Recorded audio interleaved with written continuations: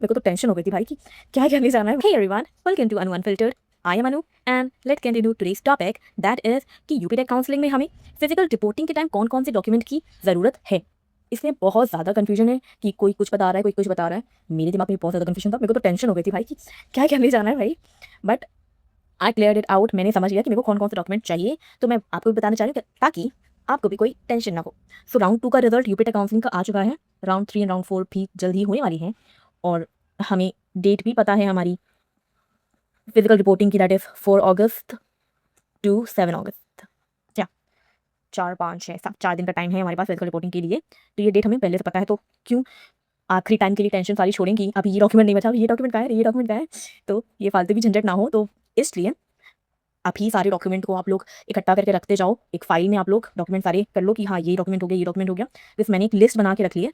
ये पूरी लिस्ट है जो हमको डॉक्यूमेंट ज़रूरी है फिजिकल रिपोर्टिंग के टाइम पे। तो मैंने पूरी लिस्ट बना ली है और इस लिस्ट के हिसाब से ही मैं अपनी फाइल में रखती जा रही हूँ कि हाँ ये हो गया, अब ये डॉक्यूमेंट भी हो गया, ये डॉक्यूमेंट भी हो गया। प्लस आपको इसकी फोटो कॉपीज भी चाहिए, तो इसकी फोटो कॉपी भी करवा लेना। मेरे कॉलेज वाले तो 3 फोटो कॉपी मांग रहे हैं, तो वो करवा लेना आपके कॉलेज में जितनी फोटो कॉपी मांग रहे हो।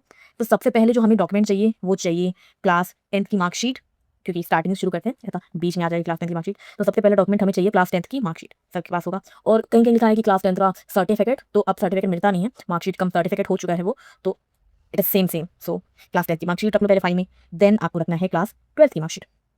12th की मार्कशीट वही सर्टिफिकेट भी है हमारा, तो वही 12th का सर्टिफिकेट भी नहीं है, वही क्लास 12th की मार्कशीट रख ली हमने। उसके बाद ट्रांसफर सर्टिफिकेट हमें स्कूल से मिल गया होगा। आप मतलब जो बच्चे 2026 बैच के हैं तो वो उन्होंने कलेक्ट कर ही लिया होगा अपनी क्लास 12th की marksheet, transfer certificate, character certificate, तो ये सब आपको स्कूल से मिल जाएगा। ट्रांसफर सर्टिफिकेट, कैरेक्टर सर्टिफिकेट, तो ये सब आप अपनी फाइल में अलग रखते जाओ। बिकॉज आखिरी टाइम में ना हो कि ये वाला सर्टिफिकेट कहाँ है मेरा, ये वाला डॉक्यूमेंट कहाँ है। एक अलग सेपरेट फाइल में जितने डॉक्यूमेंट नेसेसरी हैं हमें ले जाने की फिजिकल रिपोर्टिंग में, तो उनको आप अलग रखते जाओ। मैंने भी रख लिए हैं कुछ, अभी मतलब सच बताऊँ तो 1-2 रखे हैं, मतलब रख रही हूँ मैं भी।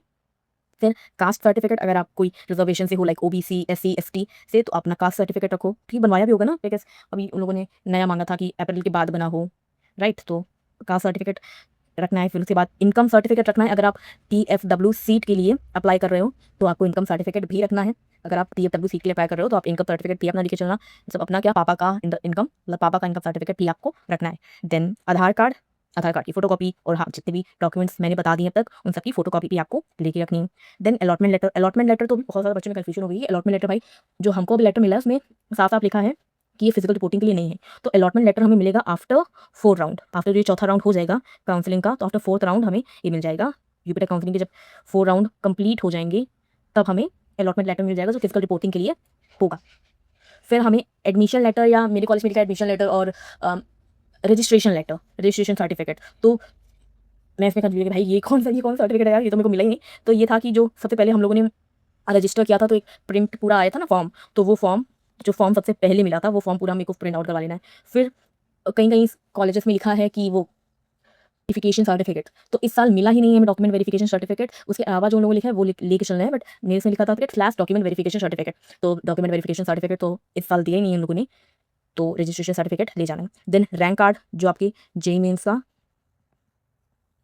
रैंक कार्ड होगा। अगर आप सीयूईटी से हो तो आपका सीयूईटी का रैंक कार्ड जो होगा वो आपको प्रिंट आउट करवा लेना है। फिर कैप सर्टिफिकेट, अगर आपका कैप है, जैसे मतलब जो बच्चे ने 2026 में उन लोगों ने एग्जाम दिए होंगे तो उनका तो कोई कैप नहीं होगा, बट जैसे किसी ने 2025 में दिया था, तो मैंने 2025 में 12th की थी, तो मेरा 1 साल का कैप है। तो उसके लिए मुझको कैप सर्टिफिकेट बनवाना पड़ेगा, एफिडेविट बनवाना पड़ेगा। मैंने भी बनवाया नहीं है, मुझको जल्दी ही बनवाना पड़ेगा बिकॉज टाइमिंग पास आती जा रही है। तो कैप सर्टिफिकेट बनवा के रख लेना है इस। हाँ, तो कैप ईयर सर्टिफिकेट या जो एफिडेविट हमें बनवाना है उसका फॉर्मेट कुछ ऐसा है, लाइक एक आप 10 रुपीज़ का स्टैम्प पेपर ले लो या 100 रुपीज़ का, ये आपके ऊपर है। फिर उसमें तो बाहर बोर्ड के बाहर बहुत लोग मिल जाते हैं एफिडेविट बनाने वाले, आप उनसे कहते हैं ना कि कैप सर्टिफिकेट बनवाना है, तो वो आपको 200-300 में 400 में बना के दे देंगे। मैं भी जाने वाली हूँ, तो जल्दी जल्दी बनवा लो भाई, बिकॉज टाइम बहुत कम है हम लोग के पास। फिर हमें चाहिए डोमिसाइल सर्टिफिकेट। अगर आप यूपी के कैंडिडेट नहीं हो तो आपको डोमिसाइल सर्टिफिकेट भी चाहिए होगा। देन ईडब्ल्यूएस सर्टिफिकेट, अगर आप जनरल कैटेगरी से हो और आप रिजर्वेशन वाला आपका है तो आपको ईडब्ल्यूएस सर्टिफिकेट भी चाहिए। देन फोटोग्राफ चाहिए। मेरे कॉलेज वाले तो 4 फोटोग्राफ मांग रहे हैं, तो आपके कॉलेज में जितने फोटोग्राफ मांग रहे हो आप उतने प्रिंट आउट, आप उतने फोटोज निकलवा लेना। फिर मेडिकल सर्टिफिकेट आपको चाहिए। मेडिकल सर्टिफिकेट का भी फॉर्मेट यूपी टेक वेबसाइट में दिया गया है और वो कुछ ऐसा है, एक सेकंड, ऐसा। इस फॉर्मेट को आप as it is print out करवा लो। इसमें आप अपना नाम लिखो, अपनी एज लिखो, आप मेल फीमेल वो लिखो, फिर एप्लीकेशन नंबर लिखो, देन कैटेगरी लिखो, सब कैटेगरी लिखो, फादर नेम लिखो और अपनी ये LD मतलब थंब का इंप्रेशन आपको इसमें लिखना है, लगाना है। फिर MI मतलब अगर आपकी बॉडी में कुछ मार्क ऑफ आइडेंटिफिकेशन है, वो यहाँ पर लिखो, अपनी हाइट लिखो, वेट, चेस्ट, एब्डोमेन। फिर ये आप डॉक्टर से करवा लो कि कलर विजन आपका कितना है, विदाउट ग्लास हो तो आपका कितना है, विद ग्लास हो तो आपका विजन कितना है। फिर अगर कोई हिस्ट्री है आपके ऑपरेशन में, कुछ आपको ऑपरेशन हुआ है, या BP का, डायबिटीज़ का, पाइल्स का, अस्थमा का, सीजर्स का आपको कुछ है, फिर ये एग्जामिनेशन, ये सब डॉक्टर से आप फिल करवा लो। फिर ये सारी चीज़ें आपका डॉक्टर फिल करेगा कि आप फिट हो अनफिट हो। यहाँ पर आप अपनी फोटो लगा दो, अपने सिग्नेचर कर दो जो आपको करने हैं। यहाँ पर डॉक्टर अपना स्टैम्प और अपना नेम और अपनी सिग्नेचर करेगी। और फिर आपको ये भी प्रिंट आउट करवाना है, that is undertaking for medical fitness. और ये फिजिकल रिपोर्टिंग टाइम सबमिट करना है, तो ये भी निकलवाना है। यहाँ पर आपको डेट लिखनी है, डेट, देन आपकी फादर या मदर के सिग्नेचर, और यहाँ पर अपनी सिग्नेचर करनी है, and that's it. Next document जो हमको चाहिए वो है एंटी रैगिंग सर्टिफिकेट। तो इसका फॉर्मेट आप ऑनलाइन डालोगे एंटी रैगिंग सर्टिफिकेट तो आपको मिल जाएगा, उसमें आपको अपना डिटेल फिल करनी है, दैट्स इट। वो आप जमा कर सकते हो एंटी रैगिंग सर्टिफिकेट में, ठीक है। और 16 डॉक्यूमेंट्स जो आपको नीड है फिजिकल रिपोर्टिंग के टाइम। तो अगर आप कोई भी डाउट है कि ये भी डॉक्यूमेंट चाहिए या ये डॉक्यूमेंट कैसे करना है, तो आप वो कमेंट सेक्शन में मुझसे पूछ सकते हो। मैं आपको काउंसलिंग के रिगार्डिंग कोई डाउट है कैन आस्क मी दैट। और हाँ, अब मैंने सारे डॉक्यूमेंट तो बता दिए, तो क्या, तो यहाँ पे खत्म होता है हमारा वीडियो। मिलते हैं नेक्स्ट वीडियो में। वीडियो पसंद आया तो वीडियो को लाइक कर देना, चैनल को सब्सक्राइब कर देना, या प्लीज सब्सक्राइब कर दो। और तब तक के लिए मिलते हैं नेक्स्ट वीडियो में। Bye bye.